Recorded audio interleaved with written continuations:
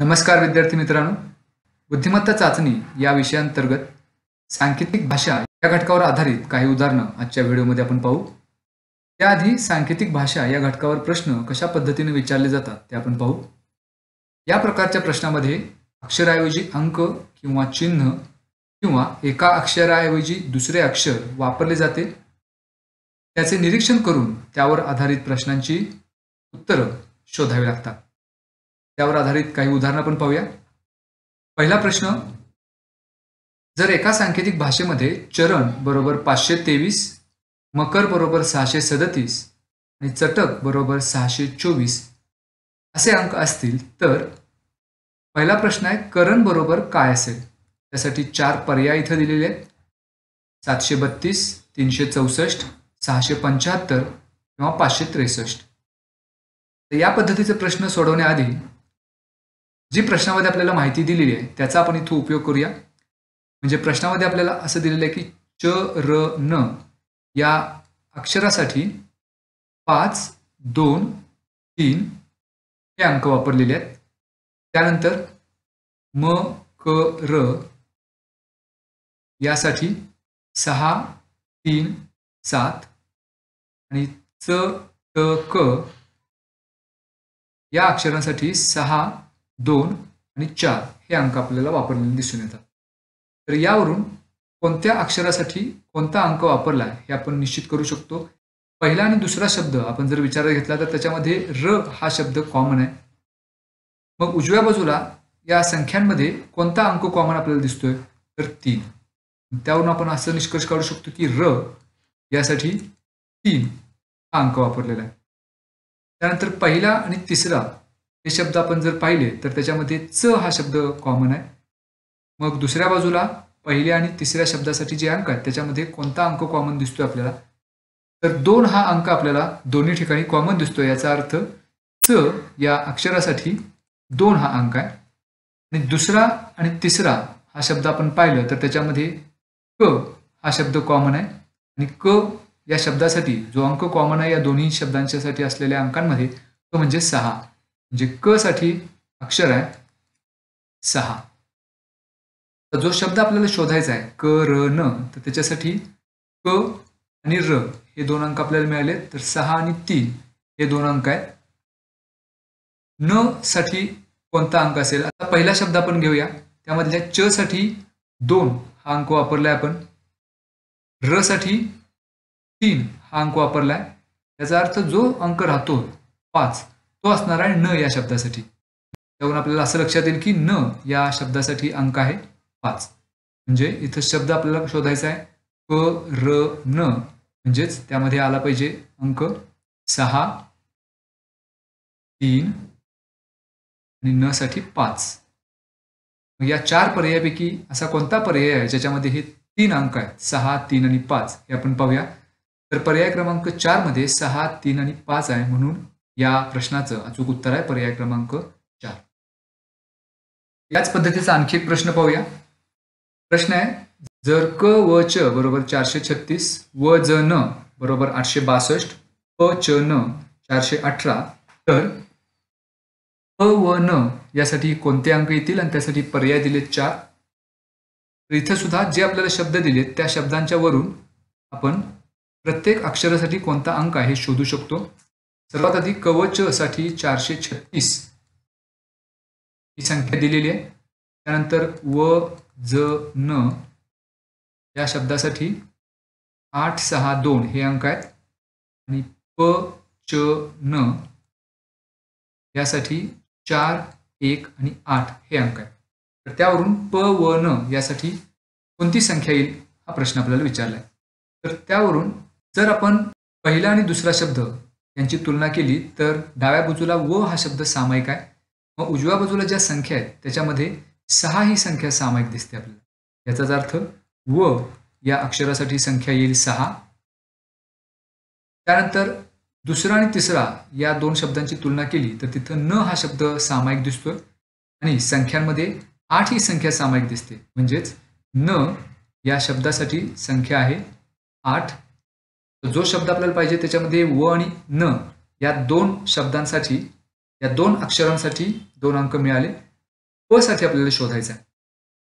पहिला आणि तिसरा शब्द यांचा आपण विचार करूया. त्याच्यामध्ये च हा शब्द सामायिक आहे. पहिल्या आणि तिसऱ्या शब्दासाठी जे अंक आहेत त्याच्यामध्ये 4 हा अंक सामायिक आहे. याचाच अर्थ प या शब्दासाठी 4 हा अंक आहे. म्हणजेच ज्या शब्दासाठी आपल्याला अंक हवे त्याच्यामध्ये प, व आणि न ही 3 अक्षर आहेत. प साठी 1 हा अंक आपण शोधून काढलेला आहे. व साठी 6 हा अंक आहे आणि न साठी 8 हा अंक आहे. तर हे तिन्ही अंक ज्या पर्यायामध्ये असेल ते आपलं उत्तर असेल. म्हणजे 1, 6 आणि 8 हे तिन्ही अंक पर्याय क्रमांक 3 मध्ये आहेत. 816 म्हणून पर्याय क्रमांक 3 हे या प्रश्नाचं उत्तर असेल. यावरच आधारित आणखी एक प्रश्न असा आहे. 6, 4 आणि 8 हे 3 अंक दिलेत त्याच्यावरून कोणता शब्द याच्यासाठी अचूक असेल असा प्रश्न विचारलेला आहे. यापैकी 6 या अंकासाठी व हे अक्षर आहे.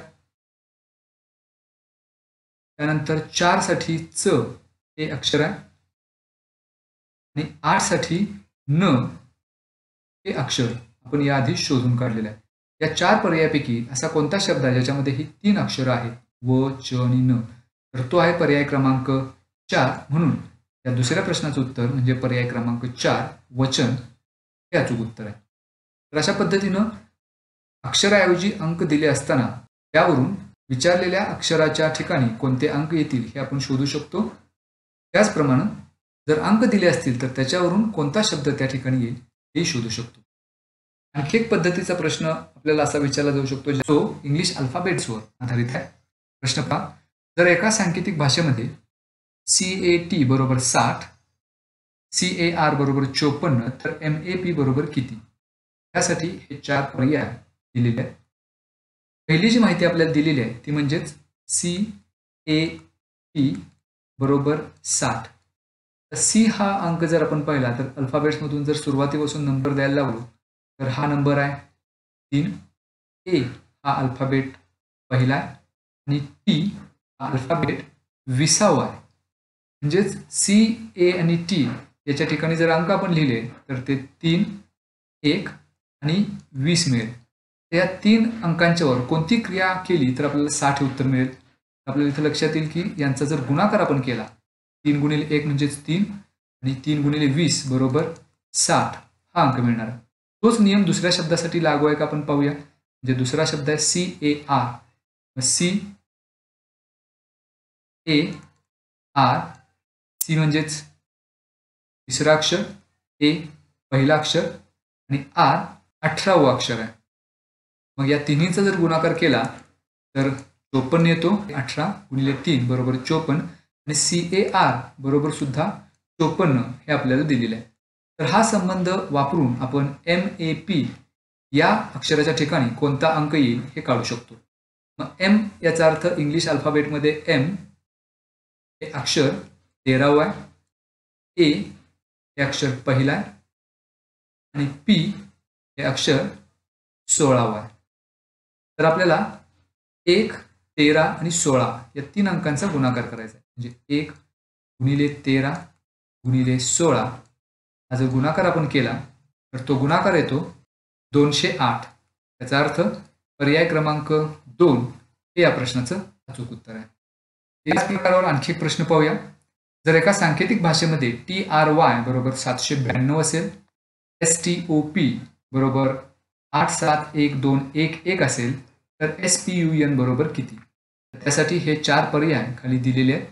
तर TRY त्यामधलं पहिलं जे अक्षर आहे टी ते जर आपण पाहिलं इंग्लिश अल्फाबेटमध्ये आणि झेड पासून सुरुवात केली मोजायला तर टी हे अक्षर 7वा आहे आणि इथं 7 हा अंक आलेला आहे. त्यानंतर आर हे अक्षर 9वा आहे तर इथं 9 हा अंक घेतलेला आहे आणि वाय हे अक्षर दुसरं आहे. म्हणजे इथं TRY यासाठी जे अंक घेतलेत तर ते अंक झेड पासून क्रमांक देत आल्यानंतर त्या अक्षरांचे क्रमांक आपल्याला दिसून येतील. तोच नियम स्टॉपसाठी आहे का बघूया. एस हे 8वा अक्षर आहे. त्यानंतर टी हे 7वा अक्षर आहे. त्यानंतर ओ हे 12वा अक्षर आहे म्हणून ओच्या ठिकाणी 12 हा अंक आहे आणि पी हे 11वं अक्षर आहे म्हणून पीच्या ठिकाणी 11 हा अंक लिहिला आहे. त्याच पद्धतीनं SPUN यासाठी अंक आपल्याला शोधायचा आहे.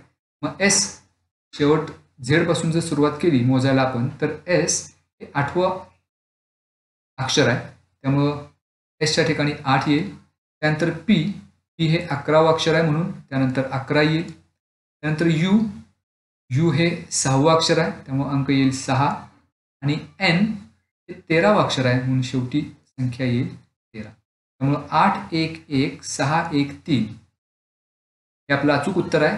तर ह्या दिलेल्या पर्यायापैकी कुठं आपल्याला मिळते पहा, 811613 हे पर्याय क्रमांक 2च्या ठिकाणी आहे, म्हणून पर्याय क्रमांक 2 हे याचं अचूक उत्तर.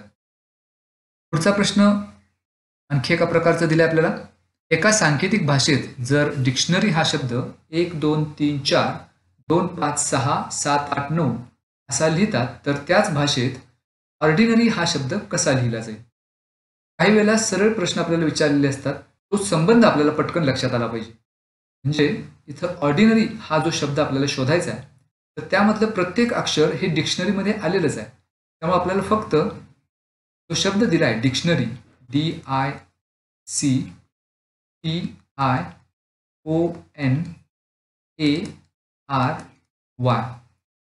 तर ह्या शब्दामध्ये जेवढी अक्षर आहेत तेवढेच अंक आहेत. जर आपण क्रमाने लिहित गेलो तर D म्हणजेच 1, त्यानंतर 2, 3, E म्हणजे 4, I म्हणजे 2, O म्हणजे 5, N म्हणजे 6, A म्हणजे 7, R म्हणजे 8 आणि Y म्हणजे 9. तर यापैकी आपल्याला आता ऑर्डिनरी या शब्दासाठी अंक शोधायचे आहेत. ऑर्डिनरी या शब्दामध्ये सर्वात पहिल्यांदा आहे O. तर O साठी अंक आहे 5. त्यानंतर R साठी अंक आहे 8. D साठी अंक आहे 1. I साठी अंक आहे 2. ऑर्डिनरी या शब्दामध्ये I नंतर येतं N साठी अंक आहे 6. नंतर पुन्हा A साठी 7. त्यानंतर R साठी अंक आहे 8 आणि Y साठी अंक आहे 9. त्यामुळे ऑर्डिनरी या शब्दासाठी हे अंक आपल्याला मिळतील 5 8 1 2 6 7 8 9. हा पर्याय दिलेल्या 4 पैकी कुठे आहे बघूया. 5 8 1 2 6 7 8 9 हा आहे पर्याय क्रमांक 2. त्यामुळे या प्रश्नाचं उत्तर म्हणजे पर्याय क्रमांक 2 असेल. पुढचा एक प्रश्न आपण पाहूया.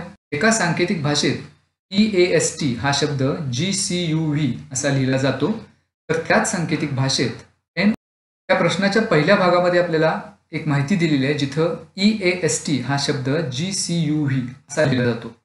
मग या दोन शब्दांची जर आपण तुलना केली तर E नंतर एक अक्षर सोडून पुढचा शब्द आपल्याला मिळतो G. E, F आणि G. त्यानंतर EAST मध्ये A हा दुसरा शब्द आहे आणि त्याच्याऐवजी इथं शब्द वापरला आहे C. तर इथे आपल्या लक्षात येईल की A नंतर एक अक्षर सोडून C घेतलेला आहे. त्यानंतर S नंतर येणारं एक अक्षर सोडून म्हणजे ST नंतर सोडून U घेतला आहे, म्हणजे Sच्या ठिकाणी U हे अक्षर घेतलेलं आहे. आणि सर्वात शेवटी T या अक्षराच्या ऐवजी V म्हणजे T नंतर U सोडून V हे अक्षर घेतलेलं आहे. त्याच पद्धतीनं नॉर्थसाठी सुद्धा आपल्याला एक अक्षर सोडून त्या पुढचं अक्षर घ्यायचं आहे, म्हणजे N नंतर O सोडून पुढचं अक्षर येईल म्हणजेच P. O नंतर पुन्हा एक अक्षर सोडून Q येईल. R नंतर S सोडून त्याच्या पुढचं T येईल. T नंतर U सोडून V आणि H नंतर I सोडून J.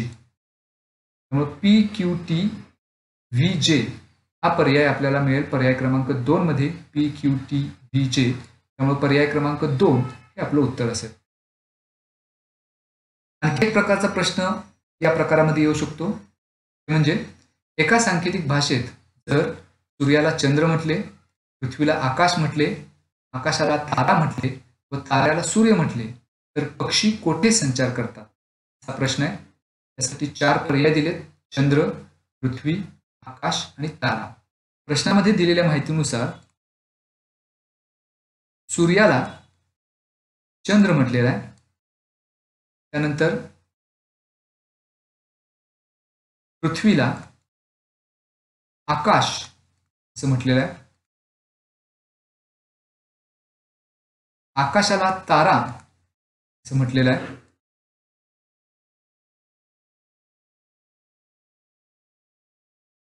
आणि ताऱ्याला सूर्य म्हटलेला आहे.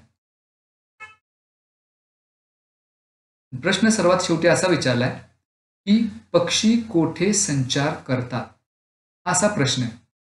आता पक्षी कोठे संचार करतात हे आपल्याला माहिती आहे की पक्षी आकाशामध्ये संचार करतात. पण इथं बाकीची जी माहिती एक्स्ट्रा दिलेली आहे त्याच्याशी आपल्याला काही करायचं नाही.